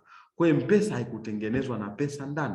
Au hata Facebook haikutengenezwa na marafiki ndani. Tunapojiregister mle, tukapata friend request, basi Facebook inapata watumiaji, inapata marafiki wengi. Kwa hata hii smart contract, sisi huku nje na pesa zetu, tunapoinunua tunasababisha mzunguko wa pesa ndani ya hii smart contract. Kwa wewe hapo unakuwa ni muuzaji, unaiuza smart contract kwa hawa wanaoinunua. Lakini hawa wanaoinunua smart contract na wao watakuja kuwa wauzaji wa kuiuza smart contract kwa watu wengine. Kwa hiyo hii ni platform ambayo inatuwezesha sisi kutengeneza pesa, kama ambavyo unatumia M-Pesa kutuma pesa na kupokea pesa na kutunza pesa. Kwa M-Pesa na yenyewe ni platform, au benki ni platform. Lile ni jengo, ni platform ambayo iko katika hardware. Kwamba unaingia benki unaweka pesa, unaingia benki unatuma pesa, unatunza pesa, au unalipa ada, unafanyaje? Kwa benki ile ni kama connection, ni kama central part, ni mtu kati, yani ina act kama platform tu ya kukuwezesha kutuma pesa, kuhifadhi pesa, lakini wao wanakuchaji, unalipia, na unapolipia wale wafanyakazi wanapata mishahara kupitia vitu unavyolipia wewe. Kwa hiyo hata kwenye smart contract iko hivyo. Hii smart contract yenyewe ndo bidhaa ambayo unaweza kuinunua na kuiuza, na imetengenezwa ndani ya Binance Smart Chain. Nafikiri hapo mmeweza kunielewa kwa kifupi. Kuna elimu kubwa sana, lakini itoshe tu kusema hiyo ndo bidhaa ambayo inauzwa. Na 100% ya malipo ambayo mteja analipa ili kununua smart contract ya Fosaji yanalipwa moja kwa moja kwenye wallet yako. Kwa hiyo huhitaji kulipwa commission kama tunavyoona huko kwingine. Lakini pia washiriki ndani ya Fosaji wananunua hiyo bidhaa au smart contract mara moja, ila wanaweza kuiuza bidhaa hiyo kwa watu wengi bila kikomo. Okay, yani wewe unapokuwa umejiregister katika smart contract ya Fosaji, basi wewe unajiregister mara moja, unainunua mara moja, alafu unaweza kuwauzia watu wengine wengi sana kadri uwezavyo, kadri wewe uwezavyo. Na kimsingi ni kwamba ndani ya Fosaji kila mshiriki anakuwa mmiliki. Kwa hiyo ndo maana nilisema hii haina mmiliki wala mtengenezaji, aliyetengeneza Fosaji anaitwa Mr. Rado na yeye sio mmiliki. Kwa hiyo yeye anabaki tu kuwa ni mtengenezaji. Kwa wewe mshiriki unakuwa mmiliki unayejitegemea na utapokea 100% ya malipo yote ambayo yanafanyika katika smart contract, ya Fosaji, katika smart contract ya Fosaji. Na hapa unakuwa unapokea malipo katika namna ambayo huwezi kuathiriwa na mtu mwingine yeyote, na ndio maana basi walioitengeneza Fosaji sio wamiliki, bali ni watumiaji. Kwa na wao wanabaki tu kwa watumiaji, na kwa sababu hiyo wao hawana mamlaka yoyote, hawana uwezo wa kuifunga Fosaji na hawawezi kubadili msimbo. Msimbo tunamaanisha code au codes, zile codes zilizotumika katika programming, au hawawezi kubadilisha terms and conditions au vigezo mbalimbali ambavyo vimetumika katika. Kwa huyu aliyeitengeneza Fosaji alijiridhisha kabisa kwamba hii nataka ifanye kazi hivi na isaidia jamii kwa ajili ya kutengeneza pesa, ndio akaiupload katika blockchain pap, alafu sasa yeye hana mamlaka ya kufanya chochote tena.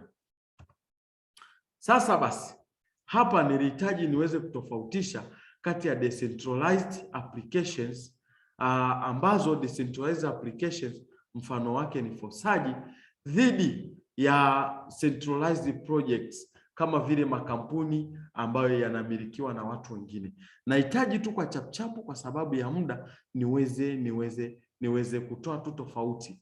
Ni kwamba walioitengeneza Fosaji hawana mamlaka, hicho kitu nilishakielezea, lakini walioitengeneza Twitter, mfano Twitter ni moja ya application inayomilikiwa Facebook, WhatsApp, M-Pesa, mabenki, kwa YouTube.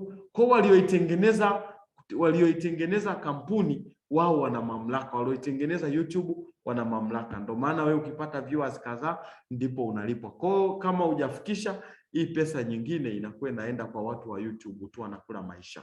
Lakini pia katika Fosaji ambayo haina mmiliki, wewe unayo mamlaka yote na mafanikio ambayo na yote yako mikononi mwako. Kwa hakuna mtu akukubugudhi, wewe ndio utaamua kwamba mimi nafanyaje kazi. Lakini huku kwingine siji YouTube, M-Pesa, siji Facebook, wewe ni mshiriki tu. Kwa utafanya kile kilichokuwa programmed pale, utafanya kile ambacho wewe unaelekezwa kufanya.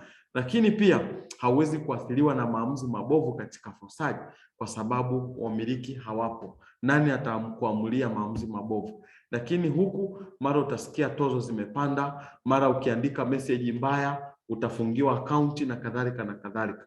Kwa huku hali ni tofauti. Lakini pia malipo yanayofanyika yanaingia mazima.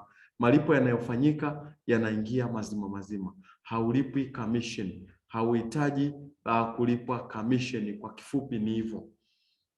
Kwa malipo yote unayapokea wewe mwenyewe.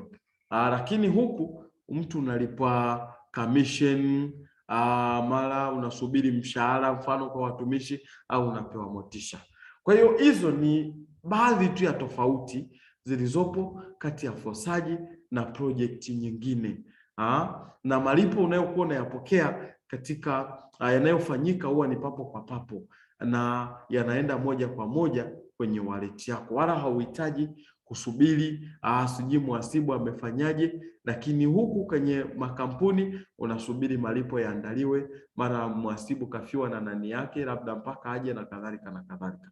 Kwa hiyo ndo tofauti kwa kiasi fulani, unamaanisha kwa uchache tu, ambayo ipo kati ya Fosaji na makampuni mengine. Na ni kwa nini sasa watu wameamua, au mamilioni ya watu wameamua kujiunga na Fosaji iliyomo ndani ya Binance Smart Chain na kuacha biashara nyingine zilizozoeleka? Kwa nini? Twende tukaone. Ni kwamba dunia imebadilika sana. Dunia imebadilika kwa kiasi kikubwa. Kwa nini? Ukitazama mtu huyu hapa, wa kwanza kabisa hapo, ukitazama mtu huyo ni kwamba huyu ni mtu wa zama za kale.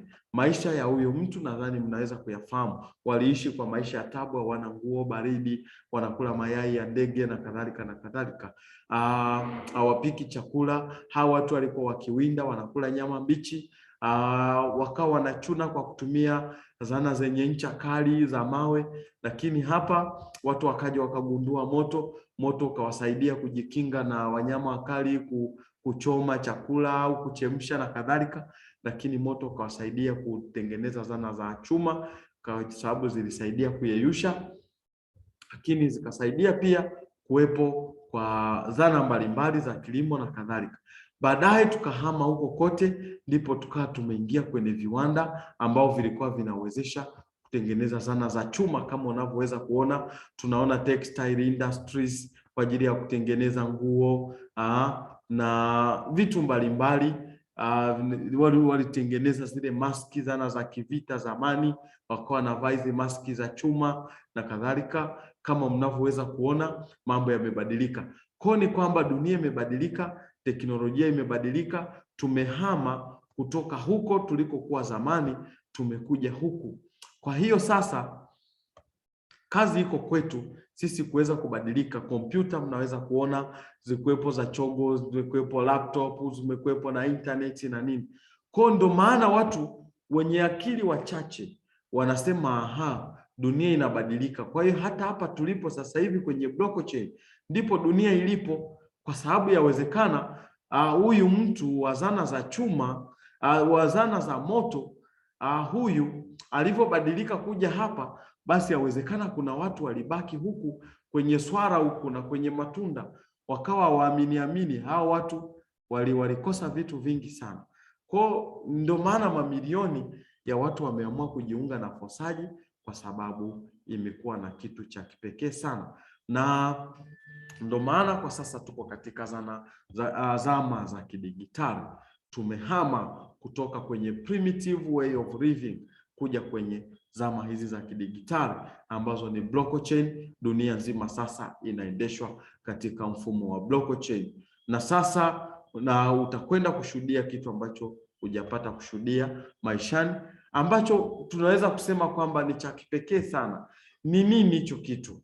Hicho kitu ni Fosaji Smart Contract ambayo nimekwisha kukuelezea hapo awali, na ni kwa sababu Fosaji inakupatia umiliki wa biashara unayoifanya wewe. Huhitaji kwenda sijui wapi, na inakupatia uwezo wa kupangilia maisha yako mwenyewe, lakini pia unapokea 100% ya malipo, na malipo yote yanakuwa ni ya papo kwa papo ambayo unayapokea katika wallet yako. Sasa tuangalie Fosaji Binance Smart Chain inafanyaje kazi. Fosaji Binance Smart Chain inafanyaje kazi? Twende tuangalie kwa kiasi kikubwa inafanyaje kazi. Ni kwamba hii Fosaji Binance Smart Chain, Fosaji inazo programu 4 kama mnavyoweza kuona. Ipo X3, X4, XX na X Gold. Lakini X3 ndo kama hivyo inavyoonekana hapo. Hii hapa inazo slots ama inavyo vipande 12 ambavyo ndani yake kila kipande kimeandikwa bei $5. Kinachofuata ni mara 2 ya hiki kilichotangulia 20 na kwenda mbele. Kwa hizi tunaziita ni slots ama vipande, na ndani yake chini ya kila kipande kuna vyumba. Kama unavyoweza kuona kuna vyumba 3, chumba cha kwanza, chumba cha pili, chumba cha tatu. Hivi vyote ni vyanzo vya vipato, ni vyanzo vya kipato kama unavyoweza kuona. Twende tutajifunza zaidi. Vivyo hivyo Fosaji X4 inaonekana hivyo kama ilivyo Fosaji X3. Tofauti ni kwamba Fosaji X3 yenyewe ina vyumba 3, wakati hii ndani yake kwa kila kipande chini yake kuna vyumba 6. Kama unavyoweza kuona, juu viko 2 lakini chini viko 4. Twende tutakwenda kujifunza kwa kina. Na program 3 zina vipande au slots 12 kwa kila moja, au tunaita ni vyanzo vya mapato. Hivi vipande ndo kama hivi nilivyoweza kuona, kuanzia 1 mpaka 12. Lakini pia kila kipande kimeandikwa bei. Kama unaona, cha kwanza kimeandikwa 5, 10, 20 mpaka 9900 kama unavyoweza kuona. na bei yake ya kipande kinachoanza ni mara 2 ya kile kinachotangulia kilichotangulia. Kwa kuna kitu kikubwa tutakwenda kujifunza. Twende tukaione Fosaji X3 yenyewe inafanyaje. Fosaji X3 inafanyaje kazi? Fosaji X3 hii yenyewe ni kazi ya mtu binafsi. Hii ni kazi ya mtu binafsi. Hii tunaita ni direct selling. Kwa maana ipi? Ni kwamba wewe Madam Lestuta, au nisichukulie mfano kwamba katika hii program ya X3 malipo utakayopokea yanatokana na washiriki ambao wamejisajili kwa kutumia link yako, wale ambao umewasajili wewe mwenyewe binafsi. Kwa na ukisajili watu 3 wanakaa chini yako. Kwa ni namaanisha kwamba Mr. Dani akimsajili Madam Lestuta, basi Madam Lestuta ni kazi binafsi ya Mr. Dani. Kwa Mr. Dani atapokea malipo kutokana na Madam Lestuta kujisajili chini ya Dani. Kwa Dani anakuwa amefanya kazi yeye kumpata nani? Kumpata Lestuta. Kwa Lestuta ni kazi binafsi. Na hao watu ukiwasajili 3 watakaa chini yako. Wanakaa chini yako katika hiki kipande hiki hapa kama unavyoweza kukiona. Na mgawanyo na wa malipo baada ya vyumba 3 kujaa unakuwa kama ifuatavyo. Naomba twende kuona vizuri. Malipo ya mtu wa kwanza utakaye msajili yatakaa chini yako katika chumba namba 1. Chumba namba 1 ni hiki hapa, kwa wewe ndo huyu hapa. Kwa haya malipo yatakaa katika hiki chumba kidogo ambao kipo chini yako, na utapokea 100% ya malipo hayo hapa. Wewe pesa itasoma hapa, kwa sababu ni chumba namba 1 utapokea $5. Okay, na vivyo hivyo malipo ya mtu wa pili, wa pili utakayemsajili yanakaa chini yako, yaani vivyo hivyo yatakaa chini yako katika chumba cha pili. Mtu wa pili, chumba cha pili ni hiki, yatakaa chini yako, na hayo malipo utayapokea wewe katika wallet yako, na utapokea 100% ya malipo hayo ambayo wewe utakayokuwa mtu wako amejisajili. Na vivyo hivyo katika mtu wa 3, malipo ya mtu wa 3 yanakaa chini yako katika chumba cha 3. Chumba cha 3 ni hiki hapa, ambao mtu wa 3 ni huyu, yanakaa chini yako, na utapokea 100% ya malipo katika mfumo wa recycle. Mfumo wa recycle ni nini? Tunasema mfumo wa recycle. Kwa hiyo katika X3, utakapokuwa katika X3, maana yake unapomsajili mtu wa kwanza katika hiki chumba unapokea wewe malipo hapa. Ukimsajili mtu wa pili katika hiki chumba unapokea malipo wewe tena hapo. Ukimsajili mtu wa 3, basi utapokea hiyo malipo katika mfumo wa recycle. Recycle ni nini? Kabla sijafika mbali hapa, nahitaji mnielewe vizuri. Recycle ni nini? Okay, sorry. Tuangalie recycle ni nini. Nahitaji tuweze kuona hapo ili recycle maana yake ni kwamba inakifungua kipande. Kipande ni kipi? Naomba nirudi hapa nyuma niweze kuwaonesha. Niliwaonesha vipande hapa. Niliwaonesha vipande katika hii program nyingine hapa. Hapa. Vipande nilisema ni hivi hapa. Hiki hapa ndo kipande hiki hapa. Hiki hapa. Kwa katika kila kipande hiki chini yake kuna vyumba vidogo 3 vya malipo.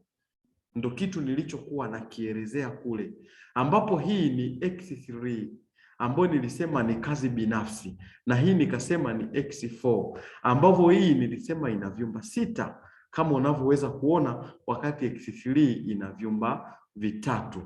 Okay, nafikiri hapo umenipata. Sasa naomba niweze kurudi kule ambako nilikuwa nawaelezea kwenye issue ya recycle. Naomba sasa nirudi kule niweze kuwaelezea vizuri kwenye issue ya recycle ili muweze kunipata vizuri. Kwa sasa ulipomsajili mtu wa kwanza hapa, malipo ya kwanza yakaingia hapa, ukapokea wewe hapo. Malipo ya pili yakaingia hapa.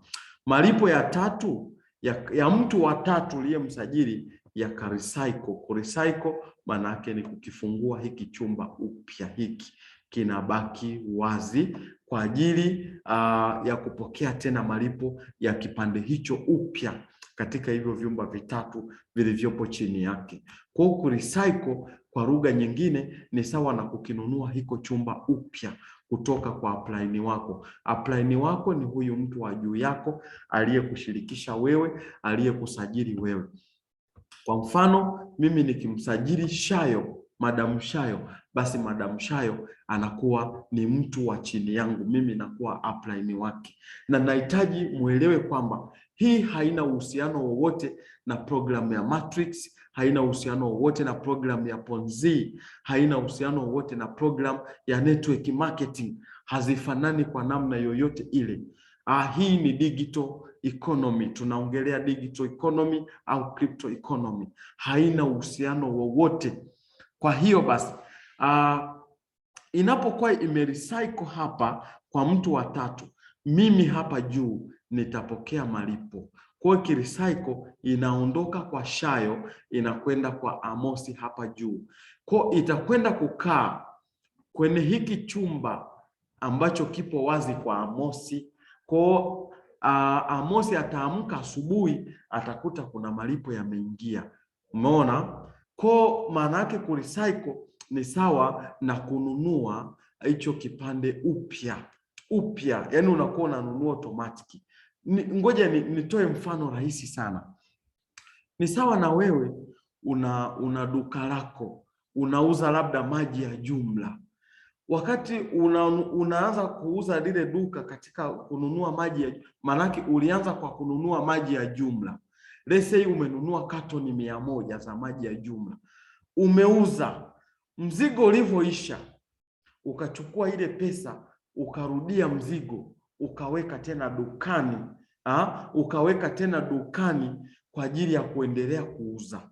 Kwa ni sawa na hii kwamba wewe hiki kipande ulivyokinunua mara ya kwanza wakati unajisajili, ulikiuza kwa mtu wa kwanza, hapa kikajaa, kwa mtu wa pili hiki chumba kikajaa, kwa mtu wa tatu basi mzigo kao umeisha dukani, kikarecycle, ukarudia mzigo hapa dukani kwa Madam kwa Mr. Amosi. Umeona? Unavorudia manake hivi vyumba vinafunguka, vinabaki wazi. Kwa akiingia mteja mwingine mpya, unamuuzia tena, malipo yanaingia. Hivyo. Na hapa nahitaji kueleza kwamba iwapo kwa Amos napo hiki chumba kingekuwa kimejaa na hiki kimejaa, basi hiki ndo kingekuwa wazi, basi malipo yangekaa hapa. Kwa sababu kwa Mr. Amos napo ni chumba cha tatu cha kurecycle, basi haya malipo yangepitiliza kwenda kwa mtu wa juu ya Amos, yani mtu aliyemshirikisha Amos. Kwa Amos naye yangepita yakamsalimia tu kwamba halo, habari yako, alafu yakaenda kwa mtu wa juu ya Mr. Amos na kwenda kukaa pale, na huyu Amos naye kingefunguka, maana mzigo ndo hivyo, angerudia mzigo tena huku kwa upline wake juu. Kwa recycle ndo iko hivyo, ndo maana halisi ya recycle, wala hakuna maana nyingine. Twende tukaone dondoo katika recycle inamaanisha nini. Ukiangalia mfano wake tu mdogo, ni kwamba huyu mtu amepokea dola 560 kutoka hii sloti namba 1 ambayo ni 55, ambayo ina 5. Kwa 560 ukigawanya kwa 5, maana yake huyu mtu amepokea mara 112, mara 112. Maana yake ni nini? Alivyomsajili mtu wa kwanza akaunti ya 4480 ambaye ndo huyo hapa, baadaye alipokea malipo hapa, baadaye akawa amemsajili akaunti 515 akapokea malipo hapa 515, ndo huyo hapa. Baadaye akamsajili akaunti namba 34198 ambaye ndo huyo hapa. Hii ili recycle, yani ilivyo recycle ikaenda kwa huyu mtu mwenye hii ID, hivyo akapokea tena, kichumba kikabaki wazi vyumba vikabaki wazi. Alivyosajili mtu mwingine akapokea tena, akapokea, ikarecycle, vikabaki wazi. Akasajili mtu mwingine akapokea, ikarecycle, ikabaki wazi. Kwa kifupi, recycles hazina ukomo. Tunaita re-entries, hazina ukomo. Hazina ukomo. Wewe umeinunua smart contract mara moja, unaiuza mara nyingi kadri uwezavyo. Twende tukaione Fosaji X4. Fosaji X4 ni program ambayo inafanyaje kazi. Twende tukaone kwa kifupi. Program ya Fosaji X4 hii ni tofauti kabisa na program ya Fosaji X3. Hii yenyewe ni kazi ya ushirikiano. Ni kazi ya ushirikiano. Na kwa nini? Katika hii program kuna mfumo wa overflow au tunaita spillover, ambazo hizi spillover au overflow zinatoka juu kwa upline wako ama zinatoka chini kwa downline wako au mtu wa chini yako. Kwa hiyo tunafanya kazi kwa ushirikiano. Maana yake ni kwamba wewe unapokuwa umeanza biashara au umejisajili, tuchukulie wewe ndo huyu hapa, kama unavyoweza kuona wewe ndo huyu hapa. Maana yake watu wanapoanza chini yako huku, malipo yanakuja yanakaa hapa. Kuna watu malipo yanakaa hapo bila hata wewe kufanya kazi sometimes. Lakini huyu mtu wa juu yako naye anapofanya kazi, basi na wewe kuna malipo utayatengeneza pia. Sasa hicho kitu tunaita overflow au spillover. Kwa ni kazi ya ushirikiano. Ndio maana hii sio network marketing wala sio Ponzi. Hii unapokea malipo kutoka sehemu yoyote, hasa katika programu hii ya X4. Twende tukaone kwa kina inakuwa kuaje. Na katika vyumba 6 vilivyopo chini ya kipande chako, mgawanyo wa kazi unakuwa kama ufuatavyo. Naomba niwaoneshe hivi vyumba 6. Vyumba 6 cha kwanza hiki, cha pili hiki, na hivi 4 vya chini, jumla vinakuwa vyumba 6. Kwa mgawanyo unakuwaje?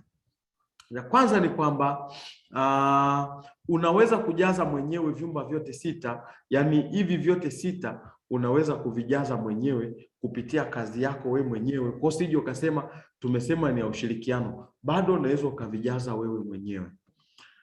Lakini pia chumba cha kwanza na cha pili kama mnavyokiona hapa, cha kwanza na cha pili, hivi vinaweza kujazwa na upline wako. Yaani huyu hapa wa juu anapofanya kazi, basi na yeye anaweza kusaidia kujaza hivi vyumba kwako.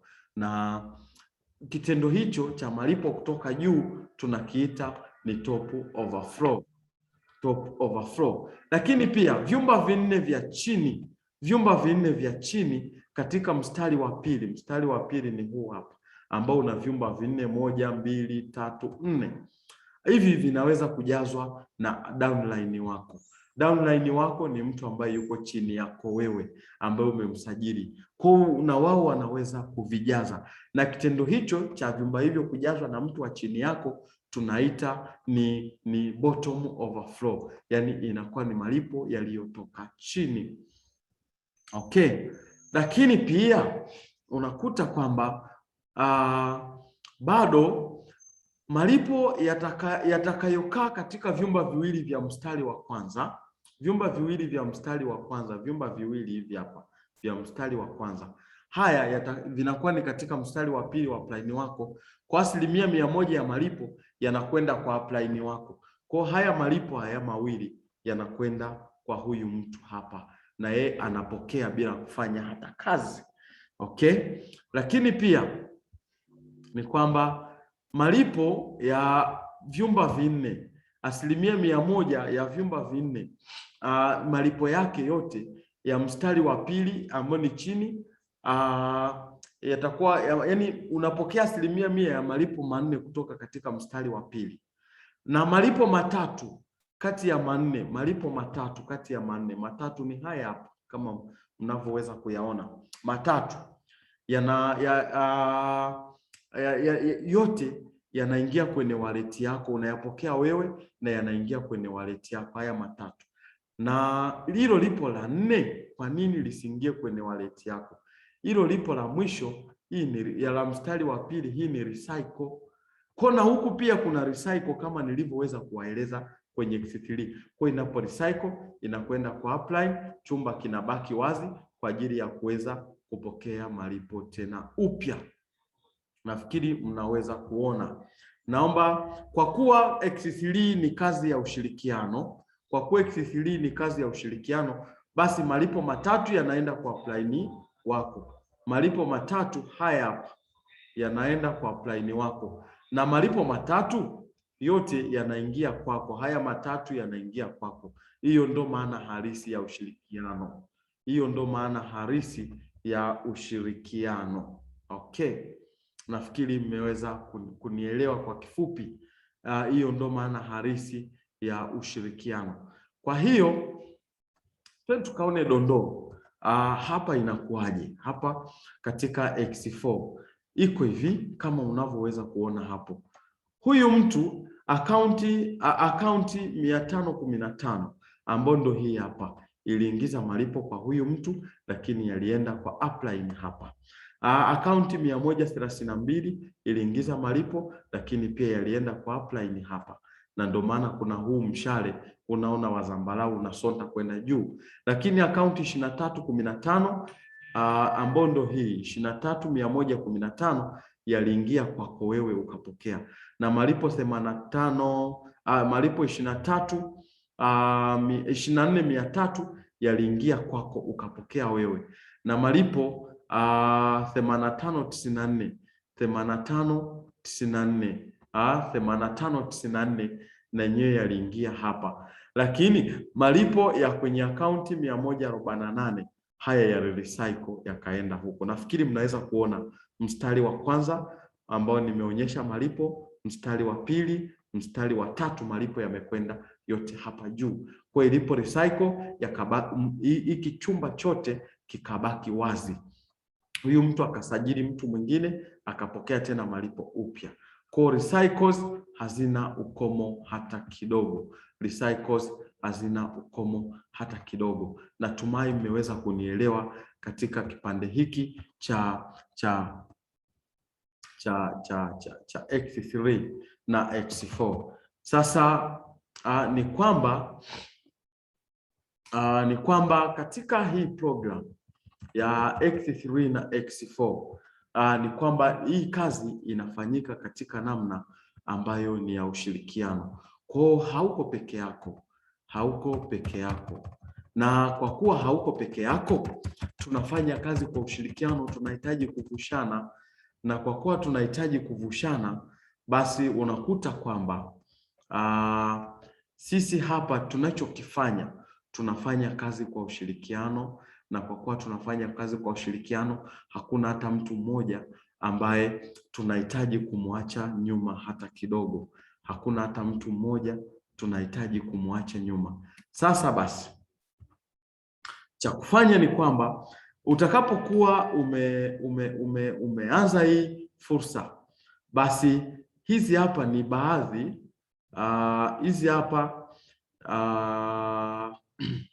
utakapokuwa umeanza hii fursa, basi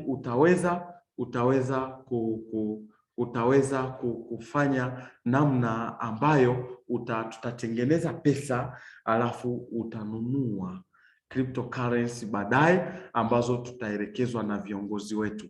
Kwa zile zitakuwezesha wewe kuweka kama asset, ambapo baadaye tutakuja kuziuza katika namna ambayo ni ya bei kubwa. Kwa sasa hivi tunafanya kazi kupitia Binance kwa kiasi kikubwa, tunafanya kazi hatulali.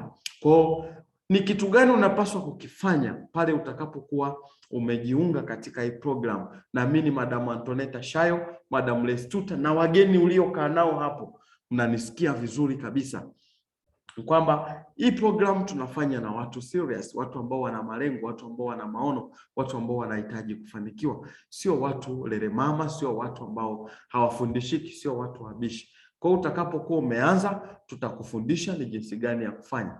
Na mimi binafsi nikiacha wengine ambao tunafanya kazi kwa timu, lakini mimi huwa napenda pia kufundisha watu ambao wanahitaji kujifunza. Napenda niwafundishe ili waweze kuelewa kabisa. Kwa hata Shayo ukisema leo naanza, basi mimi nitakusapoti, na kwa sababu hapa Nzega na Shinyanga sio mbali, basi tutaweza kuweka arrangements za program, nikaweza hata kuja kufundisha hapo physically hapo, na hata sio mbali kwa Madam Lestuta, kama kuna watu wameanza, tunaweza kufanya arrangement, tukaanza kuja kuwafundisha watu hapo hapo. Basi mimi nisiwe msemaji sana, naomba nitoe fursa kwa mtu yeyote ambaye labda kuna kitu chochote anahitaji kushare au kama ana swali.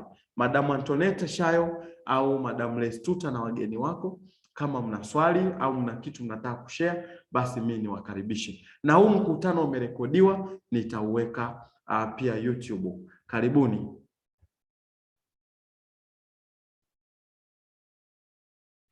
Tunayo dakika moja.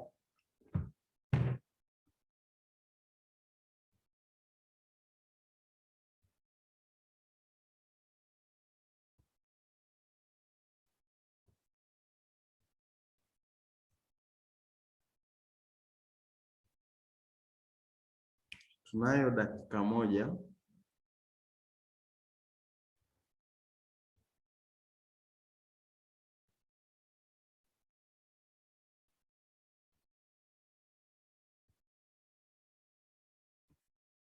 Okay. Basi naona kidogo mambo hayako sawa, na mtaweza kuniuliza hata kwa phone calls. Basi niwatakie jioni njema, na kimsingi ni kwamba naomba ni wape shukrani za dhati za kuweza kuhudhuria hii call, na mimi nimeweza kujifunza vitu vingi. Madam Lestuta, wageni kama watakuwa na maswali utawapa namba yangu, wataweza kuniuliza. Madam Shayo pia utaweza kunipigia, utaniuliza, na kina Mr. Dani na wengine mtaweza kuniuliza. Basi niweze tu kusema niwatakie jioni njema. Tutaweza kuonana na Mungu awabariki sana. Kwaherini. Mnaweza kuweka video tukapungiana hata mkono. Kwaheri.